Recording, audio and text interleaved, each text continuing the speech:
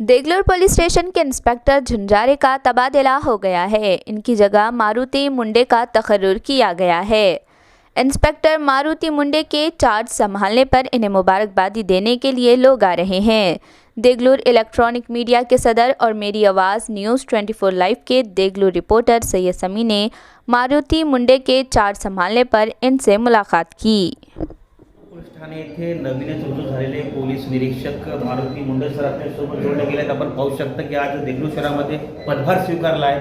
Sir नमस्कार, मेरी आवाज news 24 आपले स्वागत आहे। सर काय सांगाल की दुर्गा उत्सव, गणेश उत्सव आता येणारे कळस सण येणार आहे, त्याबद्दल नागरिकांना काय आहे? मी पोलीस निरीक्षक मारुती मुंडे काल दिनांक 1 तारखेला देगलूर पोलीस स्टेशनचा चार्ज घेतलेला आहे।